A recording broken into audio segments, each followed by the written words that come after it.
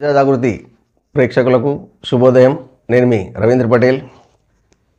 ఈరోజు కొన్ని ప్రముఖ పత్రికలు తీసుకొని చూసినట్టయితే దానిలో ముఖ్యాంశాలు ఈ విధంగా ఉన్నాయి. ముందుగా మనం ఈనాడు పేపర్ చూద్దాం. దాంట్లో కొలువుల దసరా 9న ఉపాధ్యాయ నియామక పత్రాలు, డిఎస్సి ఫలితాల విడుదల కార్యక్రమంలో సీఎం రేవంత్ 1-3 నిష్పత్తుల్లో అభ్యర్థుల ధృవపత్రాల పరిశీలన. ఇది టీచర్లకు హర్షించాలి. ఎందుకంటే టీచర్లు ఎవరైతే డిఎస్సి రాసిండ్రో వాళ్లకు ఆనందకరమైన వార్తనే. ఈ రకంగా టీచర్ల కొలువులు వచ్చిన తర్వాత ప్రతి స్కూళ్ళల్లో కూడా ఎక్కడైతే టీచర్లు లేని కొరత ఉందో ఆ కొరత కొంతవరకు తీరడానికి అవకాశం ఉంది. అదేవిధంగా బహుళ ప్రయోజనాలతో డిజిటల్ కార్డులు, 238 ప్రాంతాల్లో పైలట్ ప్రాజెక్టు, కుటుంబ సభ్యులందరూ అంగీకరిస్తేనే ఫోటో తీయాలి, మార్పులు చేర్పులలో పొరపాట్లకు అవకాశం ఇవ్వద్దు. సమీక్షలో సీఎం. బహుళ ప్రయోజనాలకు చేకూర్చే లక్ష్యంతో రాష్ట్ర ప్రభుత్వము ప్రతిష్టాత్మకంగా చేపట్టిన ఫ్యామిలీ డిజిటల్ కార్డుల కార్యక్రమాన్ని అత్యంత పకడ్బందీగా పక్కా కార్యాచరణతో ముందుకు తీసుకెళ్లనుంది. ముఖ్యమంత్రి రేవంత్ రెడ్డి ఆదేశించారు.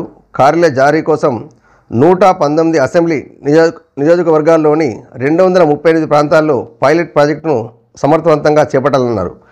కుటుంబ సభ్యుల వివరాల నమోదు, మార్పులు చేర్పులు అంశాల్లో అన్ని జాగ్రత్తలు తీసుకోవాలని, ఎలాంటి పొరపాట్లకు అవకాశం ఇవ్వొద్దని అధికారులకు స్పష్టం చేశారు. పైలట్ ప్రాజెక్టుపై ఉమ్మడి జిల్లాల వారీగా ఉన్న నోడల్ అధికారులు దీన్ని పరీక్షించాలా. ఏదైతే మనం రేషన్ కార్డు ఉన్నామో ఆ రేషన్ కార్డులో ఈ రకంగా డిజిటల్ కార్డు తీసుకుంటున్నారు. దానిలో ఆరోగ్యపరంగా మిగతా అన్నీ వస్తున్నాయి. వాళ్ళ కుటుంబ సభ్యులు అంగీకరిస్తేనే కార్డు ఫోటో తీయాలా అంటున్నారు. వాస్తవంగా ఏంటంటే ఫోటో అందరు ఉండాలి, అందరు ఉంటేనే వస్తుంది. కాకపోతే అందరు ఉన్నప్పుడే ఫోటోలు తీయండి. సీఎం ఏదైతే ఆదేశాలు జారీ చేసారో అది క్షేత్రస్థాయిలో కూడా ఖచ్చితంగా అమలయ్యే విధంగా చూసినట్టయితే బాగుంటుంది.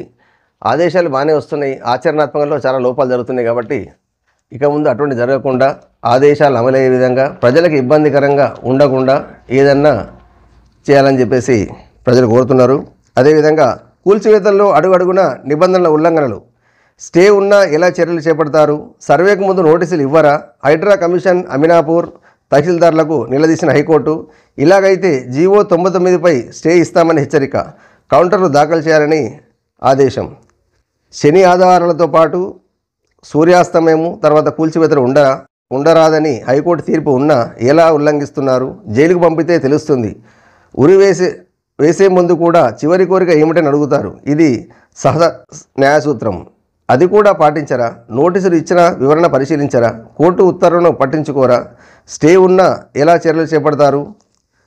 తహసీల్దార్ రేఖ రాస్తే నిబంధనలు పట్టించుకోకుండా మనుషులను యంత్రాలను పంపి కూల్చివేత చేపడతారా. చార్మినార్ తహసీల్దార్ లేఖ రాస్తే చార్మినార్ హైకోర్టు భవనాలకు కూల్చివేయడానికి కూడా యంత్రాలు పంపిస్తారా.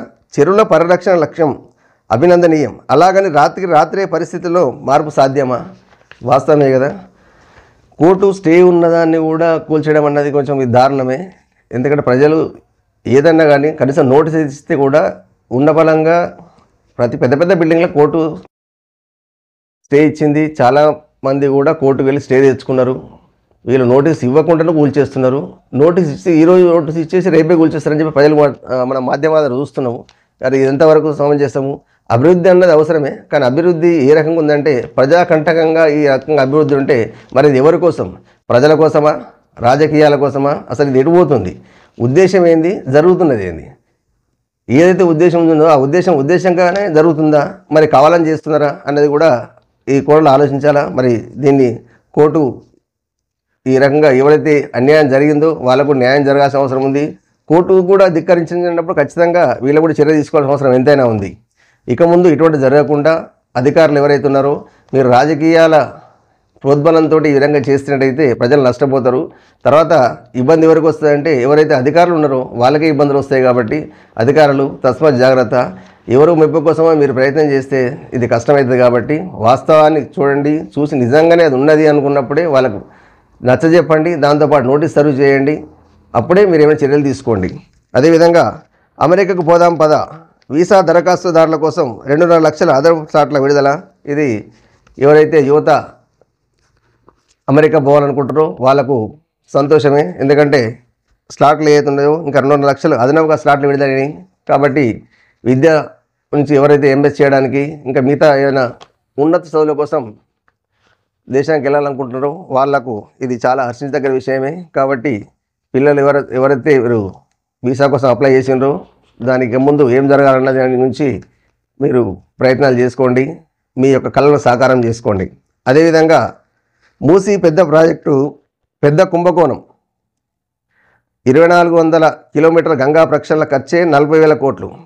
55 కిలోమీటర్ల మూసీ సుందరీకరణకు 1.5 లక్షల కోట్ల కేటీఆర్. ఇది గంగా ప్రక్షాళన కంటే కూడా చాలా ఎక్కువ మొత్తంలో దీన్ని ఖర్చు పెడుతున్నారు. ఇది మరి ఎంతవరకు ఉన్నది కూడా ఆలోచించారు. గంగా మొత్తం అంత పెద్ద గంగాను 2400 కిలోమీటర్ల గంగా ప్రక్షాళన చేస్తేనే 40,000 కోట్లు అయినాయి. మరి ఇది 55 కిలోమీటర్ల మూసీ సుందరీకరణకు 1.5 లక్షల కోట్లు. అది వేలైనవి, ఇక్కడ లక్షలు అయినాయి.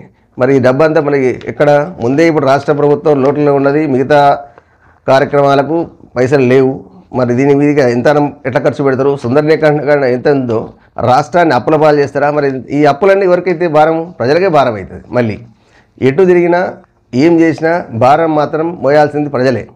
ఇప్పటికే ఉచితాల మీదనే చాలా మనకు ఇంకా కొన్ని ఉచిత ఏదైతే ఎలక్షన్లో ఇచ్చిండ్రో ఉచితం ఇస్తామని చెప్పేసి వాటి కూడా కొన్ని అమలు అయితే లేవు. ఇంకా రాష్ట్ర ప్రభుత్వంలో డబ్బులు లేవనే ఇప్పటికీ కష్టపడుతున్నారు.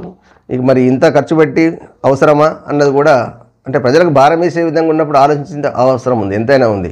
ఇన్ని కోట్ల ఖర్చు పెట్టడం అన్నది, దాంతోపాటుగా అక్కడ ఏదైతే ఇండ్లు ఉన్నాయో ఆ ఇండ్లు పోతున్నాయి. ఈ సుందరీకరణ కోసం ఇంత ఖర్చు అవుతున్నది. మరి దీని గురించి కూడా ప్రభుత్వం వారు పునరాలోచించి ఎవరికి ఇబ్బంది కలగకుండా, ప్రజాధనం దుర్వినియోగం కాకుండా కూడా కాపాడాల్సిన అవసరం ఎంతైనా ఉంది. అదేవిధంగా సిట్ను కొనసాగించాలా, స్వతంత్ర సంస్థను వేయాలా? తిరుమల లడ్డు వివాదంపై సోలిసిటర్ జనరల్ అభిప్రాయం కోరిన సుప్రీంకోర్టు. తదుపరి విచారణ గురువారానికి వాయిదా. దేవుళ్ళ విషయంలో రాజకీయాలు తగవని వ్యాఖ్య. వాస్తవమే, దేవుని ప్రశాంతంగా ఉంచండి, పోయే ప్రజలకు కూడా ఇబ్బంది కలగకుండా ఉంచాలి తప్ప దీన్ని కూడా రాజకీయం చేయకండి. వాస్తవంగా ఏం జరిగింది అనేది ఇప్పుడు సిట్ చూస్తుందా, మరి స్వతంత్ర సంస్థ ఏం చేస్తా అనేది కోర్టు ఏదైతే నిర్ణయం తీసుకుంటో దాన్ని మనం స్వాగతిద్దాం. ఇప్పటికైతే రోజు చూస్తున్నాం ఏంటంటే తిరుపతి లడ్డు చుట్టూ ప్రతిదీ జరుగుతూనే ఉంది. రాజకీయం, ప్రజెంట్ ఉన్న రాజకీయ నాయకులు, ప్రతిపక్షము. ఇది ఎట్లా అంటే ఈ ఇద్దరి ప్రకటనలు చూసినప్పటికీ ప్రజల గందరగోళ స్థితికి వచ్చేసింది. హిందుత్వం ఏదైతే భక్తి మార్గంలో ఎక్కడైతే పోతుందో అక్కడ లడ్డు వచ్చేటప్పటికీ లడ్డు తినాలా వద్దా, అసలు లడ్డులో ఏం జరుగుతున్నది, మొత్తం రాజకీయం అంతా లడ్డు చుట్టే తిరుగుతుంది. కాబట్టి ఏదన్నా కానీ తొందరలో ఈ దాన్ని లడ్డు సంబంధించిన విషయం ఏది ఉందో క్షుణ్ణంగా వాస్తవం ఏంది అన్నది ప్రజలకు తెలియాల్సిన అవసరం ఎంతైనా ఉంది. ప్రజల మనోభావాలు దెబ్బతినకుండా దాన్ని ఏదైనా నిర్ణయం ఏదైతుందో అది మొత్తం జరిగిందా జరగలేదా అన్నది చెప్పినట్టయితే వీళ్ళందరూ కూడా భక్తులందరూ ఊపిరి పీల్చుకుంటారు. అదేవిధంగా కబ్జాల కట్టడికి కావాలో చట్టం, అక్రమదారులకు శిక్షించేలా ఉండాలని నిపుణులు. 2016లో రద్దయిన ల్యాండ్ గ్రాబింగ్ యాక్ట్, ప్రత్యేక కోర్టు కూడా కొత్త రెవెన్యూ చట్టం తయారీ నేపథ్యంలో చర్చ. ఇది చట్టం కావాలంటున్నాం కరెక్టే, చట్టం వస్తే సంతోషమే, కానీ ఏ చట్టం వచ్చినా అమలు అన్నది చాలా ఇంపార్టెంట్. ఇంతకుముందు కూడా ఏదో వాల్టా చట్టం అన్నాము, అది ఎంతవరకు అమలు అవుతున్నది? ఇప్పుడు కొత్త చట్టం వస్తుంది. కొత్త చట్టం వచ్చిన తర్వాత ఉపయోగం ఏముంది? చట్టాలు చేసేది ఎంతైతే చేస్తున్నామో చట్టాల అమలు కూడా అంత అవసరం. దీనిలో ఎవరైతే అధికారులు చట్టాలు, ప్రజాప్రతినిధులు చట్టాలు చేస్తున్నారు, ఇక్కడ అధికారులు చట్టాలు అమలు చేయడంలో కొంచెం నిర్లక్ష్యం అనేది కనబడుతుంది. అది మరి ఎవరు ఎట్లా జరుగుతుంది అన్నది కూడా ఆలోచించాలా. చట్టాలు అమలు చేసే కంటే అమలు చేయాల్సిన అవసరం ఎంతైనా ఉంది. ఉన్న చట్టాలను ముందుగా అమలు చేయండి. కొత్త కొత్త చట్టాలు ఏదైతే వస్తున్నాయి, చట్టాలు వచ్చినంత మాత్రాన అమలు అన్నది జరగనప్పుడు ఎన్ని చట్టాలు వచ్చినా ఏం ఉపయోగం ఉండదు. కాబట్టి ఉన్న చట్టాలను అయితే ఫస్ట్ అమలు చేయండి. మంచి నిజంగా నిబద్ధతోటి చేయండి. కొత్త చట్టం కూడా రానియండి, వస్తే ఇబ్బంది ఏం లేదు. కానీ ఆ చట్టాన్ని అమలు చేసేది ఎవరైతే ఉద్యోగస్తులుండో వాళ్ళే. కాబట్టి ఏ చట్టాలు ఉన్నా అన్ని చట్టాలను కూడా అమలు చేసేసి మంచి ప్రజలకు ఏదైతే మంచి జరుగుతుందో దాన్ని ఫస్టే వివరించండి. ఇప్పుడు మనం ఏం చూస్తున్నాం, చట్టాలు ఉన్నాయి కదా అని చెప్పేసి ఎక్కడైతే చేసినాము అందరు ఆక్రమించారు ప్లేసులు అని చెప్పారు. మరి ఆక్రమించినప్పుడే ముందే మీరు ఇబ్బంది ఈ చట్టం ప్రకారం ఉన్నాయి కదా, అప్పుడు కూడా చట్టాలు ఉన్నాయి కదా, మరి అప్పుడే మీరు అక్కడ దాన్ని నిరోధించినట్టయితే ఇప్పుడు ఈరోజు ఈ పరిస్థితి వచ్చేది కాదు, ప్రజలకు ఇబ్బంది కలిగేది కాదు. 30-40 సంవత్సరాల నుంచి అక్కడ వాళ్ళు కష్టపడేదో ఇల్లు కట్టుకున్న తర్వాత ఇప్పుడు వచ్చేసి మేము గులగొట్టేస్తామంటప్పటికి ప్రజలు ఇబ్బంది పడతారు. మరి మేము కట్టేటప్పుడు అధికారులు పర్మిషన్ ఇచ్చారు కదా, గవర్నమెంట్ రోడ్ వేసింది, నీళ్ళు వచ్చినాయి, మాకు కరెంట్ ఇచ్చింది, మేము మున్సిపల్ ట్యాక్స్ కడుతున్నాము అనేటప్పటికి ఏంది మొత్తం మాది ప్రాపర్టీ కరెక్ట్ కదా అని చెప్పేసి అనుకుంటున్నారు. అన్నీ ఉండడం కూడా గులగొట్టడానికి ఏంది ఒకటే వచ్చింది ఏంటంటే ఇది బఫర్ జోనో లేకుంటే ఏదో దేంట్లో ఉంది, ప్రభుత్వ భూమి, చెరువు భూమి, శిఖాం భూమి అని రకరకాలు చెప్తున్నారు. మరి అదే ముందే చేసినట్టు ఈ పరిస్థితి వచ్చేది కాదు కదా. వాళ్ళంతా ఖర్చు పెట్టేవాళ్ళు గారు, వాళ్ళు ఇంత ఇబ్బంది పడాల్సిన అవసరం కూడా ఉండకపోతుండే. కాబట్టి అధికారులు దాంతోపాటు నాయకులు దీని గురించి ఆలోచించాల్సిన అవసరం ఎంతైనా ఉంది. దోపిడీ కొండంతా దొరికింది గోరంతా. ఈ ఏడాది ఆగస్టు వరకు 1100 కోట్లు దోచుకున్న సైబర్ నేరగాళ్లు పోలీసులు రికవరీ చేసింది 114 కోట్లే. పోయింది 1100 కోట్లు, దొరికింది 114 కోట్లు. ఇది సైబర్ నేరాలకైతే అంతు లేకుండా పోయింది. కాబట్టి మనం పోయిన తర్వాత పోలీసు కేసు పెడుతున్నాం. దానికంటే ముందు మనం జాగ్రత్త పడ్డట్టయితే ఇబ్బంది రాదు. కాబట్టి తస్మాత్ జాగ్రత్త. ప్రతి ఒక్కరు మీరు ఫోన్లు ఉపయోగిస్తున్నారు, ఫోన్లో ఏదో ఒకటి లింక్ వచ్చింది అనగా దాన్ని ఓపెన్ చేయడం, ఓపెన్ చేసిన తర్వాత ఉన్న డబ్బులు పోవడము, ఇంత రకరకాల రోజువారీ చూస్తున్నాం. కాబట్టి ఎవరైతే ఫోన్లు వాడుతున్నారో వాడేవాళ్ళు ఏ లింక్ను అడితే ఆ లింక్ను ఓపెన్ చేయడం, ఓపెన్ చేసిన తర్వాత లాభోద్యమం పోలీస్ స్టేషన్కి పోవడం, ఆ రికవరీలో కొంచెం సమస్యలు కొన్ని రావడం, కొన్ని రికవర్ అవ్వడం ఇవన్నీ జరుగుతున్నాయి. కాబట్టి ఎవరైతే ప్రజలు మన డబ్బును మనం కాపాడుకోవాలంటే ఇష్టం వచ్చినట్టుగా ఫోన్ను మంచిగా ఉపయోగించుకోండి, అంతే తప్ప ప్రతిదీ చూద్దామని చెప్పేసి ఇట్లా లింకులు ఓపెన్ చేసినట్టయితే నష్టపోయేది మనమే. అదేవిధంగా ఇంకో పత్రిక సాక్షి చూసినట్టయితే దాంట్లో ఎలాంటి ఆధారాలు లేవు, చంద్రబాబు కొవ్వు ప్రకటనపై సుప్రీంకోర్టు కన్నెర్ర, కోట్ల మంది భక్తుల మనోభావాలను దెబ్బతీస్తుందని తెలియదా? మీ రాజకీయాలు దేవుడికి దూరంగా ఉంచండి. వాస్తవాలు నిర్ధారణ కాకముందే రాజకీయ ప్రకటనలు ఎలా చేస్తారు? అసలు ఆ నెయ్యిని వాడనే లేదని టీటీడీ ఈవో స్వయంగా చెప్పారుగా. లడ్డూ ప్రసాదంలో జంతువు ఉందని ముఖ్యమంత్రి ఎలా చెబుతారు? ఆధారం లేకపోయినా రాజ్యాంగ పదవిలో ఉన్న సీఎం అలా ప్రెస్ ముందు మాట్లాడతారు. ఆ వ్యాఖ్యలతో సిట్ దర్యాప్తు ప్రభావితం కాదా? ఎన్డీడీబీ రిపోర్టులోనే తమ నివేదిక తప్పుడు కూడా కావచ్చని చెబుతుంది కదా. ఎన్డీడీబీ నివేదికపై సెకండ్ ఒపీనియన్ ఎందుకు తీసుకోలేదు? అదొక్కటే కాదు, దేశంలో పేరు మోసిన ల్యాబులు ఎన్నో ఉన్నాయి. సిట్ దర్యాప్తు కొనసాగించాలా లేక స్వతంత్ర సంస్థకు అప్పగించాలా? ఏదో విషయం చెప్పండి. కేంద్ర ప్రభుత్వానికి సుప్రీంకోర్టు ఆదేశం. ప్రకటనల విషయంలో నియంత్రణ పాటించాలని మీ క్లయింట్లకు చెప్పండి. సీనియర్ న్యాయవాది సిద్ధార్థ లుద్రాకు ధర్మాసనం మౌఖిక ఆదేశం. సుప్రీంకోర్టులో తదుపరి విచారణ అక్టోబర్ 3న మధ్యాహ్నానికి వాయిదా. ఇదైతే అంటే హిందూ ప్రజల మనోభావాలు అతలంకుతలం చేస్తున్నది. జరిగింది, జరగలేదు, వాస్తవం ఎంత అన్నది ఇప్పుడు కోర్టు పరిధిలో ఉంది. కాబట్టి ఇది కోర్టు చూద్దాం, సాధ్యమైనంత వరకు. ఇప్పుడు అక్టోబర్ 3న అంటుంది. మళ్ళీ దాన్ని ఆలోచించి ఏదన్నా కానీ నిజాన్ని నిగ్గు తేల్చి ప్రజలకు ఏదైతే ఇబ్బందికరంగా ఉన్నదో దీన్ని నిజంగా తెలిసి వాస్తవం జరిగిందా జరగలేదా, జరిగినట్టయితే ఎవరైతే బాధ్యులు ఉన్నారో వాళ్ళపైన కఠిన చర్యలు తీసుకోవాలా. ఇక ముందు జరగకుండా కూడా దాన్ని చూడాల్సిన బాధ్యత ఎంతైనా అధికారులపైన ఉంది. కాబట్టి అధికారులు తస్మాత్ జాగ్రత్త. మా హిందూ మనోభావాలతోటి మీరు దాన్ని ఆడుకోకండి. దాన్ని రాజకీయం కూడా చేస్తున్నారు. రాజకీయ నాయకులు కూడా ఆలోచించండి, వాస్తవమా కాదా అన్నది. మీ రాజకీయాలు మీరే చేసుకోండి తప్ప మా దేవుళ్ళ జోలికి రాకండి. మీరు దేవుళ్ళ జోలికి వచ్చి దేవుళ్ళని కూడా రాజకీయాలు లాగేసేసి మరీ ఇబ్బంది చేసినట్టయితే ఇది కష్టంతో కూడా పని అవుతుంది. అదేవిధంగా హైకోర్టును కూల్చేస్తారా? తహసీల్దార్ ఏది చెప్తే అది చేస్తారా? హైడ్రా కమిషన్పై హైకోర్టు తీవ్ర ఆగ్రహం. సంగారెడ్డి జిల్లా అమీనాపూర్ నిర్మాణం కూల్చివేతపై న్యాయమూర్తి విచారణ. హైడ్రా కమిషనర్తో పాటు తహసీల్దార్పై ప్రశ్నల వర్షం. మీకు చట్టం తెలియదా? స్టే ఉన్న ఆస్తిని ఎలా సెలవు రోజు కూడా కూలుస్తారా? ధర్మాసనం ఇచ్చిన ఆదేశాలు పాటించరా? రాజకీయ నాయకులు చెప్పింది వింటే ఇబ్బందులు పడేది మీరేనన్న న్యాయమూర్తి జస్టిస్ కె లక్ష్మణ్. నిర్మాణంపై స్టేకో విచారణకు 15 వాయిదా. ఇది వాస్తవమే. ఎందుకంటే స్టే ఉన్నదాన్ని కూర్చోమన్నది చట్టాన్ని గౌరవించేది ఏముంది? కోర్టును గౌరవించాల్సింది కదా. ప్రతి ఒక్కరు కోర్టు న్యాయస్థానాన్ని ఖచ్చితంగా గౌరవిస్తారు. అటువంటిది స్టే ఉన్నదాన్ని కూర్చడం అనేది కూడా మరి దేనికి సంకేతం? అయితే ఇందులో స్టే ఎవరు తెచ్చుకున్నారు? సాధ్యమైనంతకైతే ఉన్న వాళ్ళు తెచ్చుకుంటారు. పేదోడైతే పోడు కదా. పేదలు ఎవరైతే ఉన్నారో ఉన్నోళ్ళకు న్యాయము, పేదలకు న్యాయం కాకుండా ముందు పేదలను, బలువు, బడగైన వర్గాలు ఎవరైతే ఉన్నారో వాళ్ళను కొంచెం చూడండి, చూసి వాస్తవికంగా ఆలోచించడం, అంతే తప్ప ఇప్పుడు స్టే ఉన్నదాన్ని కూలగొట్టినరు అంటే వీళ్ళు పేదలైతే పోరు కదా. వాళ్ళనైతే అసలు కూలగొట్టేది ఏమున్నది, మొత్తం రాత్రి పొద్దున వచ్చేస్తున్నది, మొత్తం బొడ్డు వచ్చేస్తుంది, తీసేస్తుంది, అయిపోయాయి. పేదలు ఎప్పుడు సామాన్ తీసుకొని రోడ్డు మీద పెట్టుతున్నారు. కొన్ని దగ్గర అయితే కొన్ని మాధ్యమాలు చూస్తున్నాం మనము, సామాన్ తీసుకున్నందుకు కూడా మాకు సమయం ఇస్తలేరు అని చెప్పేసి అక్కడ గోడున విలపిస్తున్నారు. కాబట్టి అధికారులు ఎవరైతే ఉన్నారో మీరు కూలగొట్టగలం అనుకున్నప్పుడు వాళ్ళకి చెప్పండి. ప్రతి ఒక్కరు నోటీసులు ఇవ్వండి. నోటీస్ ఇచ్చి కనీసం ఒక వారం సమయం ఇవ్వండి. సమయం ఇచ్చిన తర్వాతనే చాలా తీయండి. అధికారులు ఏమంటారు? మేము స్టే మేము అందరికి నోటీస్ ఇస్తున్నాము, నోటీస్ ఇచ్చిన తర్వాతనే తీస్తున్నాము అధికారులు అంటున్నారు. కానీ ప్రజలు ఏమంటున్నారు? ఒకరోజు ముందు నోటీస్ ఇస్తున్నారు, రెండో రోజు వచ్చి పొద్దున్నే వచ్చేసి ముంగట జేసీబీ పెడుతున్నారు, కూలగొట్టేస్తామని చెప్పి అంటున్నారు. మేము ఎటు పోవాలా? మా పిల్లలు ఉన్నారు, వాళ్ళ అంటే ఆరోగ్యపరంగా కొన్ని ఉన్నాయి, కొందరు గర్భిణీ స్త్రీలు ఉన్నారు, కొందరైతే ఆరోగ్యపరంగా కొన్ని ఏది కాళ్ళు చేదు అంటే కాళ్ళు ఆపరేషన్ ఉన్నారు, వృద్ధులు ఉన్నారు. ఇవన్నీ కూడా ఆలోచించాలి. అంటే మానవత్వ కోణంలో కూడా ఆలోచించాల్సిన అవసరం ఎంతైనా ఉంది. కాబట్టి అధికారులు ఏదో మీ పని అయిపోతుంది కదా మేము కూలగొడుతున్నామని చెప్పేసి ఇది కాకుండా వాస్తవికంగా ఆలోచించండి. క్షేత్రస్థాయిలో పరిశీలించిన తర్వాత దాన్ని మీరు వాస్తవంగా ఉన్నది అన్నప్పుడు నోటీసులు ఇవ్వండి, వాళ్ళకి సమయం కూడా ఇవ్వండి. అదేవిధంగా మాఫీ కాని రైతులు 5 లక్షల మంది, 2 లక్షల వరకు రుణమాఫీ కాని వారిపై గ్రామాల్లో సర్వే పూర్తి. సర్కారు వ్యవసాయ శాఖ నివేదిక 2 లక్షలకు పైగా రుణం మాఫీ కొరవడని స్పష్టత. ఇది ప్రభుత్వం ఏదైతుందో అందరికీ ప్రతి రైతుకు 2 లక్షలు రుణమాఫీ జరుగుతుంది అని అన్నారు. మరి ఇలా చాలామందికి జరగలేదు, 5 లక్షల మంది అంటారు. అది ఈ అధికారుల లెక్కల ప్రకారమే. ఇంకా కొందరు ఇంకా ఎంత ఉన్నాయా అన్నది కూడా ఇంకా లోతుగా చేసినట్టయితే ఇంకా సంఖ్య పెరగడానికి అవకాశం ఉంది. ఏదైతే వాగ్దానం చేసిరో 2 లక్షల రైతులకు అన్నది అది ప్రతి ఒక్క రైతుకు అందే విధంగా చూడాల్సిన బాధ్యత ప్రభుత్వం పైన ఉంది.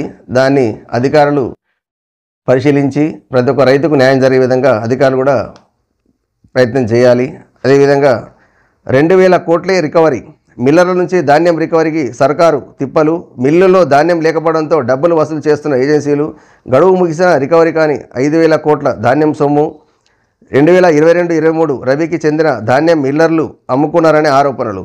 మరి అమ్ముకున్న ఆరోపణలు ఇప్పుడు 2022-23 అంటే 24 కూడా అయిపోవడానికి దగ్గరికి వస్తుంది. మరి ఇప్పటిదాకా మరి అధికారులు ఏం చేసారు అంటే నిమ్మకు నీరు ఎత్తేటట్టున్నారా? ఇంతవరకు జరిగింది అంటే మళ్ళీ ఇప్పుడు వస్తుంది కాబట్టినే ఇప్పుడు మళ్ళీ సీజన్ డబుల్ ఇది వడ్లు వచ్చే సీజన్ వస్తుంది దగ్గరికి అని చెప్పేసి మళ్ళీ ఇప్పుడు కొత్తగా ఇది.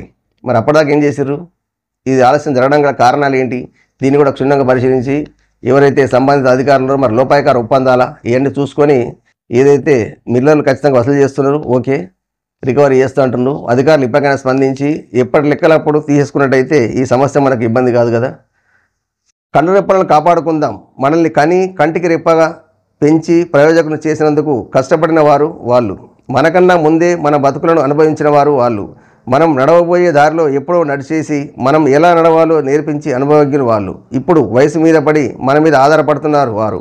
వాళ్ళే మన పెద్దలు, వయోవృద్ధులు. అలాంటి వారిని ఆఖరి మజిలీలో ఆనందంగా చూసుకోవడం, సాగనంపేదాకా సంతోషంగా ఉంచడం మన బాధ్యత. ఆ బాధ్యతను గుర్తు చేసేందుకే ఏటా అక్టోబర్న ప్రపంచ వయోవృద్ధుల దినోత్సవాన్ని జరుపుకుంటున్నారు.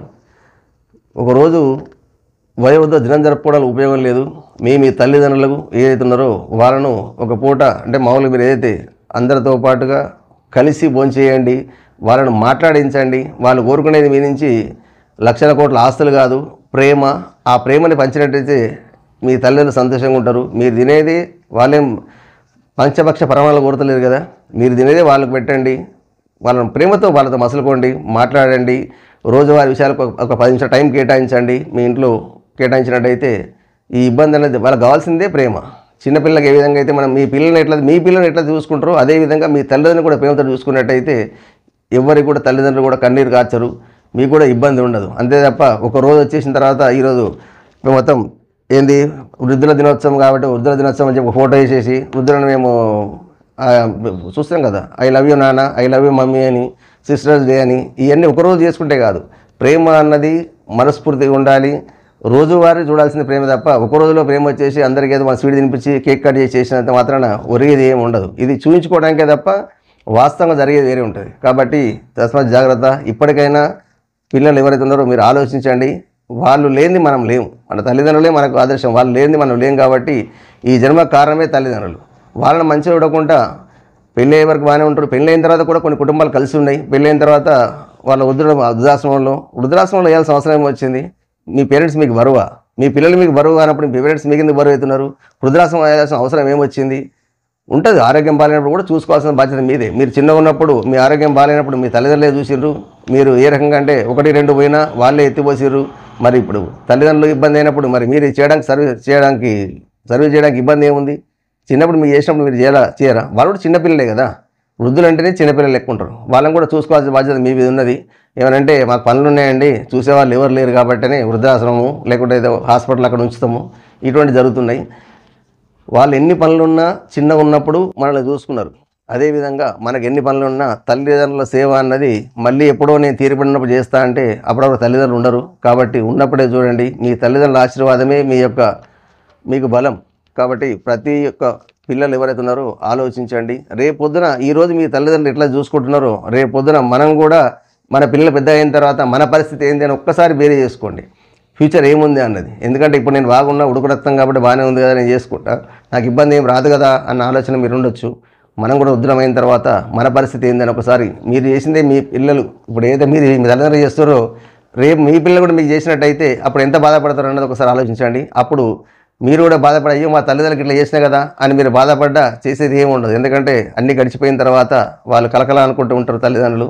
వాళ్ళ కలకల మనకు మంచిది కాదు. కాబట్టి ఎప్పుడైతే ఉన్నారో ప్రతి ఒక్కరు మానవత్వాన్ని మర్చిపోకండి. మన తల్లిదండ్రులు మనం గౌరవించాల్సిన అవసరం ఎంతైనా ఉంది, వాళ్ళను రక్షించుకోవాల్సిన అవసరం కూడా ఉంది. కాబట్టి ఈ రకం కూడా ప్రజలు ఆలోచించండి. యువత, ముఖ్యంగా యువత ఏదైతుందో ఆలోచించండి.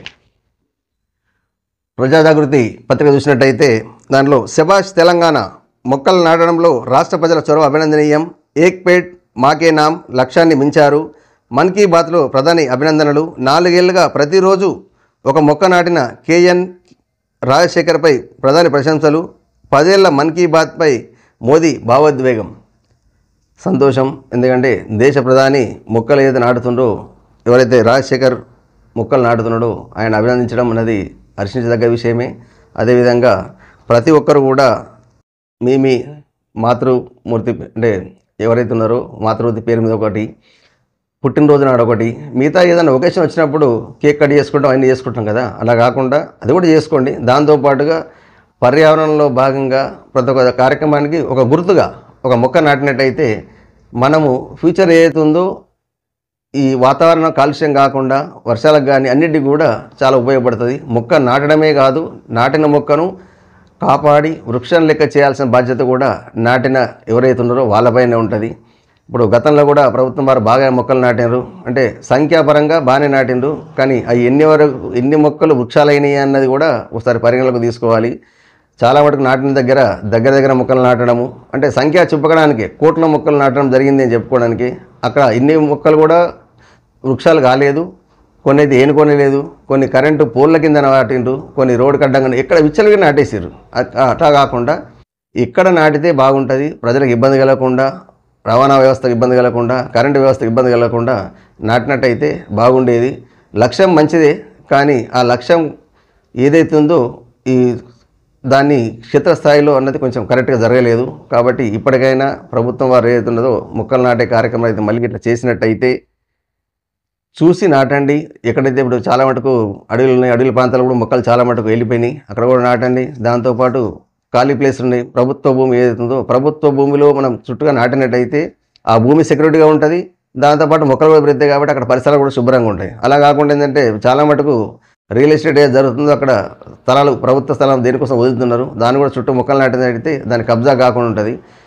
అది కుల్లా ఉంది అనుకుంటే అక్కడ ఎవరు వచ్చి ఒకరు గుడిసెలు వేసుకుంటారు, దాని తర్వాత మళ్ళీ వచ్చి వీళ్ళు తీసేయడం ఇవన్నీ జరుగుతుంటుంది. కాబట్టి అలా కాకుండా ప్రకృతి వనం కోసం ఏం పెంచుతున్నామో గార్డెన్ కోసం అక్కడ మొక్కలు నాటితే అది గార్డెన్ ప్లేస్ అవుతుంది, ఎవరు కబ్జా చేయకుండా కూడా ఉండగలుగుతారు. కాబట్టి ప్రతి ఒక్కరు బాధ్యతగా మనవంతుగా మొక్కలు నాటండి. మీ స్థలం ఉన్న స్థలంలో నాటండి. మళ్ళీ స్థలం లేదు కదా అని చెప్పి అనడానికి కూడా ఆస్కారం ఉంది, మాకు స్థలమే లేదు, ఇల్లు కట్టడానికి ఇల్లుకే స్థలం లేదు, ఇక మొక్కకు స్థలం ఏడు ఉంది అని కాకుండా ఎక్కడైనా ప్లేస్ ఉన్నట్టయితే అక్కడ మొక్కలు నాటండి, పర్యావరణాన్ని కాపాడండి. అదేవిధంగా నమ్మకాన్ని కోల్పోవద్దు, హైడ్రా చర్యలపై హైకోర్టు తీవ్ర వ్యాఖ్యలు. ఇదైతే చూస్తూనే ఉన్నాం. ఎందుకంటే ఇప్పుడు హైడ్రా అంటే కొంచెం నమ్మకం ఉంటే ఆ నమ్మకాన్ని చాలామంది ప్రజలు సన్నగిలుతున్నారు. హైడ్రా అంటే అసలు వాస్తవంగా ఎందుకు కూలగొడుతుంది అన్నది కూడా ప్రజలకు ఆశ్చర్యకరమైన వార్త. 30-40 ఏళ్ళు అయింది, మా తండ్రి గారు కట్టించిన ఇళ్ళని కూడా ఇప్పుడు కూలగొడుతుర్రు అంటే ఇది కొంచెం అసలు హైడ్రా ఏంది, కావాలని కూలగొడుతుర్రా, ఏం జరుగుతుంది అనేది కూడా కొంచెం ఇబ్బందికరంగా. కాబట్టి ఈ హైడ్రా ఏదైతుందో భయభ్రాంతులకు గురి చేస్తుంది సామాన్య మానవులకు. అలా కాకుండా వాస్తవంగా చూడండి, చూసి ఖచ్చితంగా చెరువు భూమి అయినట్టయితే తీయండి. కాకపోతే ముందు పెద్ద రెండేమో ప్రజలు ఏమనుకుంటారు, పెద్ద అన్ని వదిలేస్తారు, చిన్నవాళ్ళ మా మీదనే పడతారు, ప్రతాపం అంతా మాది మీదనే తప్ప ఎక్కడ కూడా లేదు అని చెప్పేసి. ఇప్పుడు చిన్నవాళ్ళు ఎవరైతే కోర్టుకు పోరు కదా, వాళ్ళు అక్కడనే చెప్పి ఏడవడం తప్ప ఇంకోటి ఏం చేయలేకపోతున్నారు. కాబట్టి దీనికి కూడా గవర్నమెంట్ ఏదైతుందో ఆలోచించి వాళ్ళకు ప్రజలకు వివరించండి, జరిగింది ఏంది, ఇది చేయాలనుకున్నది ఏంది అని వివరించినట్టయితే ప్రజలు కూడా సమ్మతిస్తారు. దానికి ప్రత్యేకమైన ఏర్పాటు కూడా చూడాల్సిన అవసరం ఎంతైనా ఉంది. ఆ ఏర్పాటు కల్పించి మీరు ముందుకెళ్ళండి. అదేవిధంగా 30,000 మంది భారతీయులు మిస్సింగ్. ఇది సైబర్ స్లేవరీ భారతీయులను ఆందోళనకు గురిచేస్తోంది. సుమారు 30,000 మంది ఇండియన్స్ ఆచూకీ తెలియడం లేదు. వారంతా ఏమయ్యారు, ఎక్కడున్నారు, సురక్షితంగా ఉన్నారా, అసలు బతికే ఉన్నారా అన్న ప్రశ్నలు టెన్షన్ పెడుతున్నాయి. ప్రభుత్వ లెక్కల ప్రకారం 29,466 మంది భారతీయులు కంబోడియా, థాయిలాండ్, మయన్మార్, వియత్నాం దేశాలు వెళ్లారు. వీరంతా జనవరి 22 నుంచి మే 24 మధ్య వెళ్లారు. విజిటర్ వీసాలపై అక్కడికి వెళ్ళినట్లు అధికారులు తెలిపారు. ముఖ్యంగా ఈ వ్యక్తుల్లో సగానికి పైగా అంటే 17,115 మంది 20 నుంచి 39 సంవత్సరాల మధ్య వయసు గల వారు, అందులోనూ పురుషులు ఎక్కువ మంది ఉన్నారు. అలా వెళ్ళిన వారి ఆచూకీ తెలియడం లేదు. దీంతో వారి బంధువులు తీవ్ర ఆందోళన చెందుతున్నారు.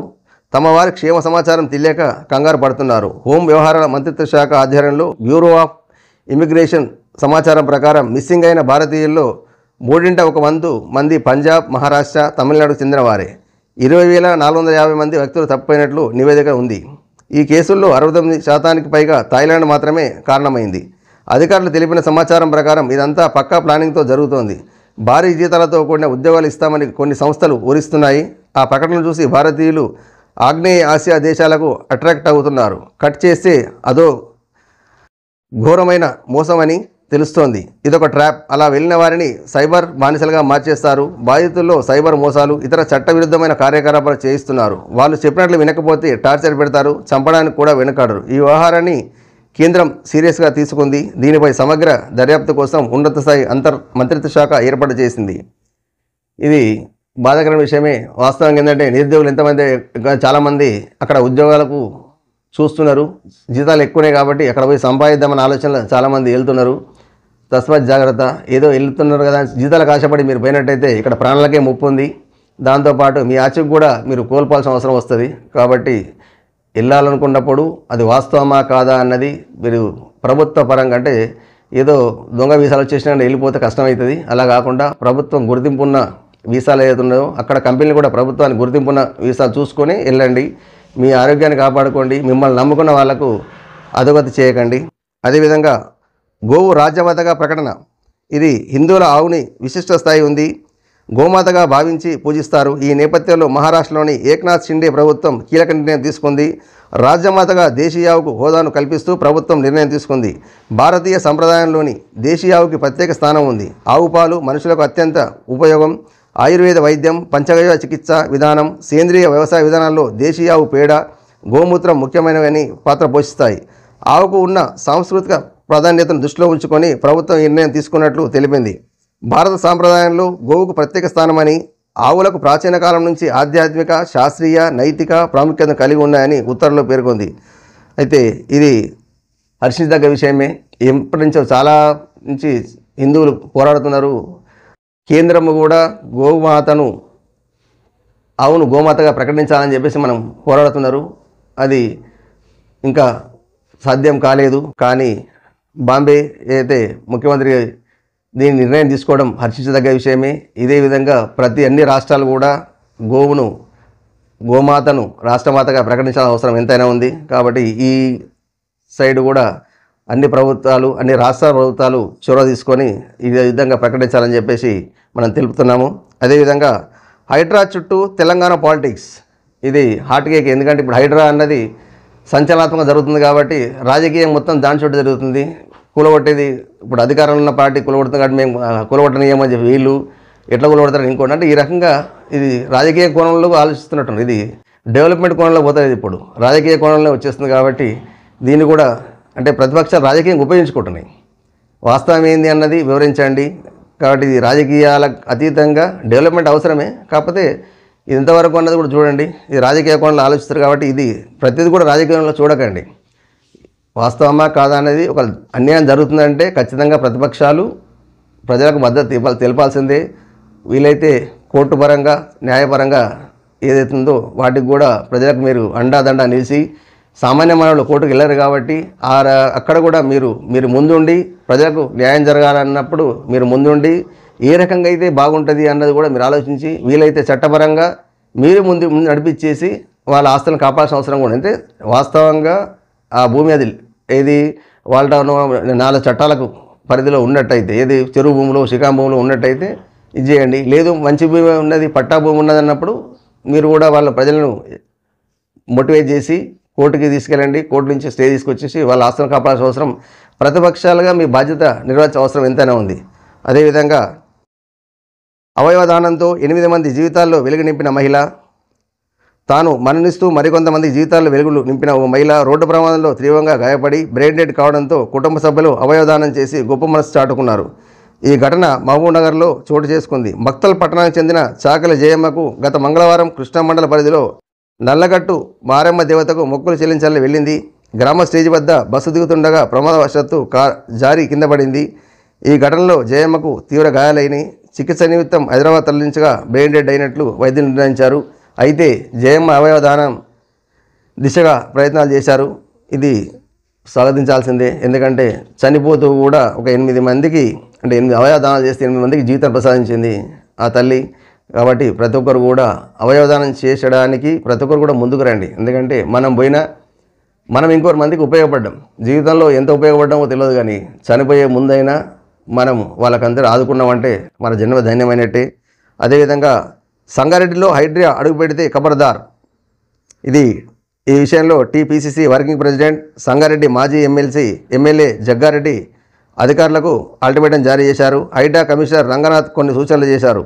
రంగారెడ్డి నియోజకవర్గంలోని ప్రజలు హైడ్రా పేరుతో భయభ్రాంతులకు గురి చేయవద్దని చెప్పారు. తన నియోజకవర్గంలో ఎలాంటి కూల్చివేతలు లేకుండా చూడాలన్నారు. ఎందుకంటే సంగారెడ్డి నియోజకవర్గం ఔటర్ రింగ్ రోడ్డును బయట ఉంటుందని, అందుకే తన నియోజకవర్గంలో కూల్చివేతలు ఉండకూడదన్నారు. వాస్తవమే. ఎందుకంటే రింగ్ రోడ్డు లోపలన బయటన అన్నది ఇంకా క్లారిటీ రాకుండా ముఖ్యమంత్రి గారు చెప్పేది ఏంది, రింగ్ రోడ్డు దగ్గర అన్నాడు, ఇటా అన్నది కాకుండా ఇప్పుడు జగ్గారెడ్డి ఏమంటున్నారు, మా దగ్గర రాకండి అంతే, మీరు ఏం లేదు, మా ప్రజలకు ఇబ్బంది కలిగించొద్దు. మరి ఎంతవరకు సమంజసం? ఇప్పుడు ఇక్కడ నాయకులు రావద్దు అంటే ఇది ఎలక్షన్ స్టంటే అనుకుందాం. మరి అందరూ కూడా అదేమంటున్నారు, ప్రతి జిల్లాలో కూడా మా దగ్గర రావద్దని అందరూ అన్నట్టయితే మరి హైడ్రా అవసరం కూడా లేదు కదా. ఇప్పుడు చాలామంది ఏం చేస్తున్నారు, ప్రజలందరూ కూడా మామే జిల్లాకు తీసుకొచ్చినట్టయితే మా దగ్గర చెరువులు కూడా చాలా కబ్జా అయినాయి, గ్రామీణ ప్రాంతాల్లో కూడా చెరువులు కబ్జా అయినాయి. రాజకీయ నాయకులే చేశారు ఎక్కువ మట్టుకైతే. కొందరైతే లేని వాళ్ళు ఎవరు నిరుపేదలు అక్కడ కొంచెం ఆక్రమించి గుడిసెలు వేసుకుండొచ్చు. కాబట్టి ప్రతి డెవలప్మెంట్ అన్న దగ్గర మా దగ్గర రావద్దు కాదు, ఎక్కడ వచ్చినా వాస్తవికంగా తీసి నిజంగా కబ్జా చేసినట్టయితే తీసేయండి అంతే తప్ప ఏదో ఉన్నది కదా తీసేద్దాం అన్ని కలిపేద్దామంటే కుదరకుండా, అట్లా కాకుండా ప్రతి ఒక్కరికి కూడా ఎవరైతే ఆక్రమితంగా చెరువులను కానీ మీరు అన్నట్టు ఇందాక భూములు రకరకాల భూములు కబ్జా చేసిన ఏదైతే ఉన్నాయో అటువంటి ఏదున్నా అది ఎంతటి వారైనా పర్లేదు, అది ఖచ్చితంగా తీయాల్సిందే, తీసి డెవలప్మెంట్ చేయాల్సిందే. అది ఎప్పుడో ఒకసారి ముందుకు రావాల్సిందే. ఎందుకంటే ఎప్పుడో ప్రళయం వచ్చిన తర్వాత వర్షం వచ్చి మొత్తం నీళ్ళు నిండేసి మొత్తం ప్రాంతాలకు వచ్చిన తర్వాత మళ్ళీ అప్పుడు ఏమంటారు, ప్రభుత్వ వర్మలు ఆదుకోలేదు, మొత్తం చెరువులు నీళ్ళు పోతలేవు, మోర్లన్నీ కబ్జా చేసి కట్టుకుంటారు. అది కట్టేది మనమే, తర్వాత బాధపడేది మనమే, తర్వాత ప్రభుత్వాన్ని దూషించేది కూడా మళ్ళీ మనమే. మరి అదే మనం అక్కడ కబ్జా చేయకుండాట్టయితే ఈ పరిస్థితి వచ్చేది కాదు కదా. కాబట్టి ప్రజలు కూడా ఆలోచించండి, ఎక్కడో ఖాళీ స్థలం ఉంది కదా, మాకు లేదు కదా, గూడు లేదు కదా అని చెప్పేసి మీరు ఆక్రమించినట్టయితే ఇది ఇప్పటికో అప్పుడు ఎవరో ఒకప్పుడు ముందుకు వచ్చినట్టు ఇప్పుడు ఈ పరిస్థితి ఇట్లా ఎదురవుతుంది. కాబట్టి ప్రజలారా మీరు కూడా ఆలోచించండి. అదేవిధంగా అధికారులు ఎవరైతే ఉన్నారో చిన్న కబ్జా చేసినప్పుడే మీరు చిన్నగా ఉన్నప్పుడే తీసేసినట్టయితే ఈ సమస్య రాదు. మొక్కయి వానంది ఏమంటారు మానవి వంగున అన్నట్టు చిన్నగా ఉన్నప్పుడే దాన్ని తీసేసినట్టయితే వాళ్ళకి ఇబ్బంది వచ్చేది కాదు. వాళ్ళు కూడా ప్రత్యామ్నాయ ఏర్పాటు లేదని చూసుకొని ఇక్కడ చూపించండి అంతే తప్ప వాళ్ళు కబ్జా చేసుకున్న తర్వాత కట్టడము, తర్వాత కరెంట్ ఇవ్వడము, మోర్లు పోయడము, రోడ్లు పోయడము, ఆ కాలనీకి అందరు నాయకులు రావడము, ఓట్లు వేసుకోవడము ఇవన్నీ జరుగుతున్నాయి కదా. మరి అప్పుడు మీకు కనబడలేదా? ఇదంతా అయిన తర్వాత వచ్చిన తర్వాత ఇప్పుడు వచ్చేసి మేము కూలబడతాము అంటే కష్టమే కదా. కాబట్టి మొదలు పెట్టకుండా ఉన్నట్టయితే ఈ పరిస్థితి ఎప్పటికి కూడా రాదు. కాబట్టి ఎవరైతే అధికారులు ఉండరో నాయకులు ఉండరో మీ స్వార్థ రాజకీయ కోసం ప్రజల జీవితాలు ఇబ్బంది చేయకుండా ఉండాల్సిన అవసరం ఎంతైనా ఉంది. అదేవిధంగా నేతాజీ పత్రిక చూసినట్టయితే హైడ్రా చుట్టూ రాజకీయాలని వార్త. అదేవిధంగా హైకోర్టును ఆశ్రయించి మూసీ నిర్వాసితులు ఇళ్ల ముందు వెలిసిన కోర్టు స్టే బోర్డులు ఇక ఏం చేస్తారు, లాస్ట్కు ఎట్లయినా అయితలేదు కాబట్టి అని చెప్పేసి కోర్టుకు వెళ్ళడం జరిగింది. మూసీ పరివాహక ప్రాంత నిర్వాసితులు హైకోర్టును ఆశ్రయించారు. తమ ఇళ్లను కూల్చివేయొద్దంటూ పనిగిరి నగర్ బాధితులు హైకోర్టు నుంచి స్టే తెచ్చుకున్నారు. గతంలో ఆక్రమణలు వార్కు వేసిన పెయింటింగ్ను ఈ ఇళ్ల యజమానులు తొలగించేస్తున్నారు. తమ ఇళ్లను కూల్చేయవద్దంటూ ఇళ్ల ముందు హైకోర్టు స్టే బోర్డులు ఏర్పాటు చేసుకున్నారు. అటు చైతన్యపురి కొత్తపేటలోనూ మూసీ నిర్వాసితులు వంట వార్పు నిర్వహించారు. మూసీ పరివాహక ప్రాంతాలకు సంబంధించి సర్వేలో ఇంకా గందరగోళం కొనసాగుతుంది. మూసీ రివర్ బెడ్ ఏరియాకు సంబంధించి ఇళ్లకు మార్కింగ్ చేయగా వారంతా కోర్టుకు వెళ్లి స్టే తెచ్చుకునేందుకు ప్రయత్నాలు చేస్తున్నారు. హైదరాబాద్, మేడ్చల్ జిల్లాల్లో రెవెన్యూ అధికారులు స్థానికుల నుంచి తీవ్ర నిరసనలు సెగలు ఎదురవుతున్నాయి. మేడ్చల్ జిల్లాకు సంబంధించి ఉప్పల్ తహసీల్దార్ పరిధిలో ఇప్పటికే ఇళ్లకు మార్కింగ్ వేశారు అధికారులు. అయితే తమ ఇళ్లను కూల్చకుండా నిర్వాసితులు అడ్డుకునే ప్రయత్నం చేస్తున్నారు. గడిచిన 4 రోజులుగా సర్వే చేస్తున్న అధికారులు అడుగడుగునా అడ్డుకునే ప్రయత్నం చేస్తున్నారు. చైతన్యపురికి సంబంధించి న్యూ మారుతి నగర్, గణేష్ నగర్, వినాయక్ నగర్, పనిగిరి నగర్కు చెందిన మూసీ నిర్వాసితులు హైకోర్టు బాట పడుతున్నారు. మరి ఇప్పటికైతే కొన్ని హైకోర్టు స్టే ఉన్న కోర్టు కూడా అంటుంది కదా, స్టే ఉన్న ఇళ్ళని కూడా కూల్చేస్తా అన్నారు అని చెప్పేసి కోర్టు ఆగ్రహం వ్యక్తం చేయడం జరిగింది. మరి వీళ్ళు కూడా కోర్టుకు వెళ్ళి స్టే తెచ్చుకున్నారు. మరి దీన్ని కూడా ఏం చేస్తారో మనం చూద్దాం. మరి కోర్టు ఏదైతే స్టే ఇచ్చిందో దాన్ని నిర్వర్తించినట్టు చూస్తారా? ఎందుకంటే కోర్టు ధిక్కారం చేయాల్సింది అయితే ఎక్కడ కూడా జరగదు. అయినా కూడా జరిగినాయి కాబట్టి మరి అట్లా చేసి ఈ కోర్టు స్టేను ఉంచుతారా, లేకుండా మరి కోర్టును గౌరవించేసి స్టే ఏదైతుందో వాటిని అట్నే వదిలేసేసి ఫ్యూచర్ ముందు ఏం చేద్దామని ఆలోచన చేస్తారా అన్నది వేచి చూడాల్సిందే. అదేవిధంగా మంచి ఆహారము, మంచి గాలి, నీరు ఈ 3 ఉంటేనే మనం ఆరోగ్యంగా ఉంటాం. మంత్రి సీతక్క మరి అన్నీ ఉండాలంటే ఏం చేయాలి మరి మనం? దీన్ని కూడా ఏదైతే మంచి నీరు, మంచి గాలి అంటే ఇప్పుడు పొల్యూషన్ పెరిగిపోయింది. అదేవిధంగా మొక్కలు కూడా లేవు కాబట్టి గాలి స్వచ్ఛంగా ఉండదు. అదేవిధంగా మంచినీరు కావాలంటే ఫ్యాక్టరీలు ఉన్నాయి. ఫ్యాక్టరీలలో కొంచెం కలుషితమవుతుంది. అక్కడ ఫ్యాక్టరీ నుంచి బయటకు వెళ్ళేది కూడా పరీక్షించే అవసరం పొల్యూషన్ కంట్రోల్ బోర్డు ఉంది. దాన్ని పరీక్షించినట్టయితే ఈ సమస్య కొంచెం ఉత్పన్నం కాదు. చాలా ప్లేస్లో మనం చూసినట్టయితే రైతుల పంట పొలాల్లో కూడా నీళ్లు కలుషితమై వస్తున్నాయి. తాగనీళ్ళలో కూడా కొంచెం ఇబ్బంది అవుతుంది. కాబట్టి ఇది ప్రకటనకే పరిమితం కాకుండా ఏ రకంగా అయితే ప్రజలకు ఇబ్బంది కలగదు అన్నది ఆలోచన చేయాల్సిన అవసరం ప్రభుత్వం వారి మీద ఉంది. కాబట్టి ఎవరైతే నాయకులు ఉన్నారో, అధికారులు ఉన్నారో ఇది క్షేత్రస్థాయిలో పరిశీలన చేసినట్టయితే వాళ్ళకి ఏది అవసరం ఉన్నది అన్నది ఆఫీసులకు పరిమితం కాకుండా క్షేత్రస్థాయిలో వెళ్తే సమస్య ఏందని తెలుస్తుంది. కాబట్టి నీరు అన్నారు, నీరుతో పాటు గాలి కూడా వచ్చింది. ఇవన్నీ ఏది ఆహారం ఉన్నది, ఆహారంలో కల్తీ అయితే చూస్తున్నాం మనం. నూనె కావచ్చు, మిగతా ప్రతి దగ్గర కూడా మందు లేనిది కూరగాయల పైన కూడా పెస్టిసైడ్ కంపోస్ట్ చల్లుతున్నారు. అది ప్రకృతి వ్యవసాయం చేయించాలన్న ఆలోచన ఖచ్చితంగా అన్నారు, చేస్తున్నారు, చేయండి అంటున్నారు తప్ప ఆ రకంగా అక్కడ సౌకర్యాలు కల్పించినట్టయితే ఈ ప్రాబ్లం రాదు. ఎంతసేపు మనం యూరియా చల్లుతున్నాం, మిగతా మందులు చల్లుతున్నాం, పై పిచికారీ చేస్తున్నాం. పిచికారీ చేయడం వల్ల కూడా లాస్ట్ టైం మనం చూసినాం రైతుల బ్లడ్లో కూడా ఏదైతే పిచికారీ చేసిన మందులు ఉన్నాయో వాటి అవశేషాలు కనబడుతున్నాయి. అంటే రైతు కూడా ఆ రకంగా నష్టపోతున్నాడు, తినే వాళ్ళ ప్రజలు కూడా నష్టపోతున్నారు. అంతుపట్టని రోగాలు వచ్చేసి ప్రజలు కూడా ఇబ్బందులు పాలవుతున్నారు. ఇప్పుడు మంచి గాలి, మంచి నీరు, ఆహారం ఇవి కావాలంటే ఆ తరఫున ఆ పక్క ఆలోచన చేసి చర్యలు తీసుకున్నట్టయితే ప్రజలందరూ కూడా కాపాడిన వాళ్ళు అవుతారు. ఇది ప్రకటనకే కాకుండా ఆచరణాత్మకంగా చేస్తే చాలా బాగుంటుంది. అదేవిధంగా ఆదివారం కూల్చేద్దరేంటి, చెంచలు కూడా చెర్ల పిల్లలకు పంపిస్తే తెలుస్తుంది. ఈ పంపిస్తే తెలుస్తుంది అంటే వాస్తవం ఆదివారం కూడా కూల్చడం ఏంటంటే మా పని మేము చేస్తున్నామంటే అధికారులు ఎట్లుందంటే మేము పని చేస్తున్నాం, మాకు ఆదివారం సోమవారం అటు ఏం లేదు, ఖచ్చితంగా మేము సంకల్పం ఎట్లంటే పని చేయాలనుకుంటే చేస్తాము అంటే ఇది రాజకీయ నాయకుల మెప్పు కోసం చేస్తున్నారా, మరి దేనికోసం చేస్తున్నారు అనేది ఒకసారి ప్రజలు కూడా ఆలోచించాలా. అంటే ప్రజలు ఏమంటారంటే ఇది రాజకీయ మెప్పు కోసమే చేస్తున్నట్టు. ఇది ప్రభుత్వం ఏ రోజు హాలిడే ఉందంటే శనివారం ఆదివారం ఉంటే ముందే వెళ్ళిపోతారు చాలామంది అధికారులు పనిచేసేటోళ్ళు. కొందరేమో ఖచ్చితంగా సమయపాలన పాటించేవారు కొందరు ఉన్నారు, సమయపాలన పాటించిన వాళ్ళు ఇంకొందరు ఉన్నారు. అటువంటి ఆదివారం కూడా పనిచేస్తున్నారంటే మరి దాంట్లో మతలబ్ ఏంటి? దీన్ని కూడా ఆలోచించాల్సిన అవసరం ఎంతైనా ఉంది. అదేవిధంగా కేంద్ర ఆర్థిక మంత్రి నిర్మలా సీతారామన్కు బిగ్ రిలీఫ్. ఇది ఎన్నికల బాండ్ల కొనుగోలు చేయాలంటూ బెదిరింపుల కేసులో కేంద్ర మంత్రి నిర్మలా సీతారామన్తో పాటు పలువురు బీజేపీ అగ్రనేతలను సోమవారం కర్ణాటక హైకోర్టు భారీ ఊరట లభించింది. ఈ కేసు విచారణకు నిలిపేస్తూ హైకోర్టు సోమవారం మధ్యంతర ఉత్తర్వులు జారీ చేసింది. ఎన్నికల బాండ్ల కొనుగోలు చేసేందుకు బెదిరింపులకు పాల్పడారనే ఆరోపణల నేపథ్యంలో కేంద్ర మంత్రి నిర్మలా సీతారామన్ పలువురు బీజేపీ అగ్రనేతలతో పాటు ఈడీ ఉన్నతాధికారులపై బెంగళూరులోని తిలక్ నగర్ పోలీస్ స్టేషన్లో కేసు నమోదు చేయాలని ప్రత్యేక కోర్టు ఇటీవల ఆదేశాలు జారీ చేసింది సంగతి తెలిసిందే. ఈ నేపథ్యంలో తిలక్ నగర్ పిఎస్లో వీరిపై పోలీసు కేసు నమోదు చేశారు. ఎన్నికల బాండ్ల కొనుగోలు చేసేందుకు వివిధ సంస్థలను బెదిరించినట్లు కేంద్ర ఆర్థిక మంత్రి నిర్మలా సీతారామన్, బీజేపీ అగ్రనేతలు, పలువురు ఈడీ ఉన్నతాధికారులపై ఆరోపణలు వెల్లువెత్తాయి. ఈ ఆరోపణల నేపథ్యంలో వారిపై జ్ఞానాధికార్ సంఘర్ష్ పరిషత్ సంస్థ సహా అధ్యక్షుడు ఆదర్శ్ అయ్యర్ తిలక్ నగర్ పోలీస్ స్టేషన్లో ఫిర్యాదు చేశారు. అయితే ఆ ఫిర్యాదును పోలీసు వాళ్ళు స్వీకరించేందుకు అభ్యంతరం తెలిపారు. దాంతో గతేడాది ఏప్రిల్లో చట్టసభ ప్రతినిధులు కోర్టును ఆయన ఆశ్రయించారు, పిటిషన్ దాఖలు చేశారు. దీంతో ఈ పిటిషన్పై సెప్టెంబర్ 27న తేదీన ప్రత్యేక కోర్టు విచారణ చేపట్టింది. ఆ క్రమంలో కేంద్ర మంత్రి నిర్మలా సీతారామన్తో పాటు ఇతరులపై ఎఫ్ఐఆర్ నమోదు చేయాలని కోర్టు ఆదేశించింది. అనంతరం ఈ కేసు విచారణ అక్టోబర్ 10న తేదీన కోర్టు వాయిదా వేసింది. దీంతో ఆ కేసు విచారణ నిలిపివేసేలా ఆదేశాలు జారీ చేయాలంటూ బీజేపీ కీలక నేతలు కర్ణాటక హైకోర్టును ఆశ్రయించారు. దీంతో సోమవారం హైకోర్టు ఈ మేరకు ఆదేశాలు ఇచ్చింది. చూద్దాం ఏం జరుగుతుందో అన్నది. అదేవిధంగా ఇంకో చూసినట్టయితే డిఎస్పీ ఫలితాలు విడుదల, అక్టోబర్ 9న నియామక పత్రాలు. ఇంకో వార్త చూసినట్టయితే ఆసిఫాబాద్లో ఇది జేబులు నింపుకుంటున్నారు. జిల్లాలో అవుట్సోర్సింగ్ ఏజెన్సీల ఆగడాలు రోజురోజుకు శృతిమించాయి. అంగట్లో అవుట్సోర్సింగ్ కొలువులు పెట్టి బేరసాలకు దిగుతుండగా తాజాగా ఉద్యోగులకు సంబంధించిన ఈపీఎఫ్, ఈఎస్ఐ డబ్బులు స్వాహా చేశారు.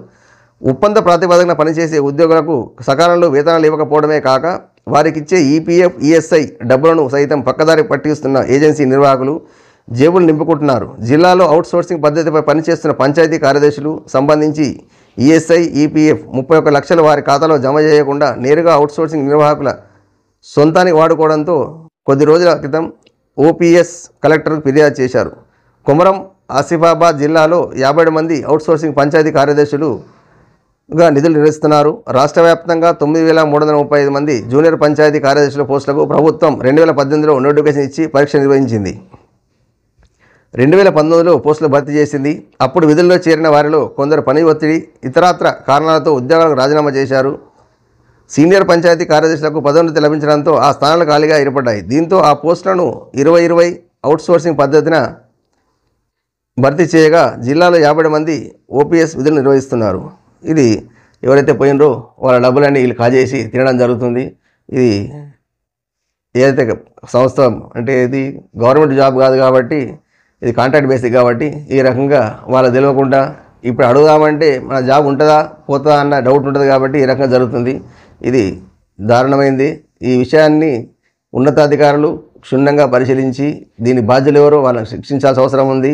అదేవిధంగా ఎవరైతే ఎంప్లాయీస్ ఉన్నారో వాళ్ళ డబ్బులు వాళ్ళకి ఇప్పాల్సిన అవసరం ఎంతైనా అవసరం ఉంది. కాబట్టి నిరుద్యోగుల జీవితాలతో ఈ రకం కూడా ఆడుకుంటారని ఇది చాలా బాధాకరమైన విషయం. ఇక ముందు వాళ్ళు కూడా ఒకప్పుడు నిరుద్యోగులే కదా, ఈరోజు ఈ రకం చేయడం అనేది ఎంతవరకు కరెక్టు? అదేవిధంగా కేబీఆర్ పార్క్ చుట్టూ కొత్త జంక్షన్లు 6 జంక్షన్లు కొత్త ఏర్పాటు చేయడం జరుగుతుందట. అభివృద్ధి తెలంగాణ ప్రభుత్వం ఆమోదం తెలిపింది. 826 కోట్లతో ఈ జంక్షన్లు అభివృద్ధి చేసేందుకు ప్రణాళిక. ఇందుకు సంబంధించి డిజైన్ ఫోటోలను జీహెచ్ఎంసీ పోస్ట్ చేసింది. హైదరాబాద్ నగరంలో ఉన్న కేబీఆర్ పార్క్ చుట్టూ 6 కొత్త జంక్షన్లు రాబోతున్నాయి. వీటిని నిర్మించడానికి డిజైన్లు కూడా ఖరారయ్యి ఓకే. ఇది డెవలప్మెంట్లో భాగంగా ఇక్కడ జంక్షన్లు కూడా ఉంటే ట్రాఫిక్ కూడా కొంచెం క్రమబద్ధీకరణ జరుగుతుంది. అదేవిధంగా ఎవరైతే ట్రాఫిక్ ఉండదో పోవడం కూడా ఇబ్బంది కూడా కొంచెం సద్దుమరుగుతుంది. ఆ ట్రాఫిక్లో ఇరుక్కుపోవాల్సిన అవసరం లేకుండా ఈ లైన్లు పెరిగేటప్పటికీ ఎవరి గమ్యస్థానం వాళ్ళు కొంచెం తొందరగా చేరుకునే అవకాశం ఉంది. అదేవిధంగా నేతలకు నడ్డా ఫుల్ క్లాస్. పార్టీ శ్రేణులపై బీజేపీ జాతీయ అధ్యక్షుడు జేపీ నడ్డా అసంతృప్తి వ్యక్తం చేశారు. సభ్యత్వ నమోదుపై నడ్డా ఆగ్రహం వ్యక్తం చేశారు. తెలంగాణకు సభ్యత్వ నమోదు 50 లక్షల టార్గెట్ ఇచ్చింది జాతీయ నాయకత్వం. అయితే 15 రోజుల్లోనే 9 లక్షల సభ్యత్వాన్ని మాత్రమే పూర్తి చేశారు. మిగతా 40 లక్షల టార్గెట్ 15 రోజుల్లో పూర్తి చేయాలన్న నడ్డా నేతలంతా రెగ్యులర్గా ప్రజల మధ్య ఎందుకు ఉండటం లేదని ప్రశ్నించారు. అధికార పార్టీ హామీలపై పోరాటం చేయాలని నేతలను సూచించారు. నడ్డా ఎమ్మెల్యే అభ్యర్థులు, ఎంపీ అభ్యర్థులు పార్టీకి ఎంపీలతో సమానం. మీరు క్షేత్రస్థాయిలో వెళ్ళండి, శక్తి కేంద్రాల వేదికగా బలోపేతం చేయండి, ప్రజల్లో ఉండండి, పార్టీకి శక్తివంతంగా తయారు చేయండి. మీరు ఎందుకు రెగ్యులర్గా ప్రజల మధ్య ఉండటం లేదు? ఎందుకు ఉండడం లేదంటే నాయకులు కాబట్టి ప్రజల మధ్యలో ఉంటారు. నాయకుడు అంటాడు సేవకుడు అన్న భావన ఉంటే ప్రజల మధ్యలో ఉంటారు తప్ప నాయకుడిని కాబట్టి నేను నాయకుడిని అనే ఒక ఫీలింగ్లో ఉంటాడు కాబట్టి ప్రజల మధ్యలో ఎవరు కూడా ఉండరు.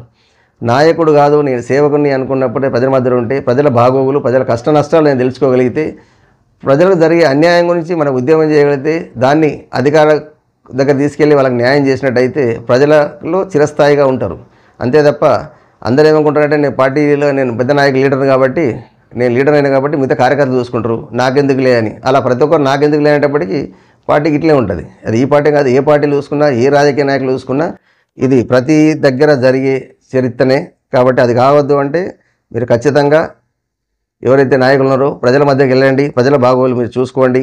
చూసినట్టయితేనే మీరు ప్రజల చిరస్థాయిగా ఉంటారు. వాళ్ళు గుండెలో పెట్టుకొని చూసుకుంటారు. తర్వాత రాజకీయాల్లో ఉన్నప్పుడు కూడా మీకు అవసరం ఉన్న ఓట్లు కూడా వాళ్ళు వేస్తారు. ఎప్పుడు మీరు మంచి చేసినప్పుడు మాత్రమే. అదేవిధంగా చూస్తూనే ఉండండి.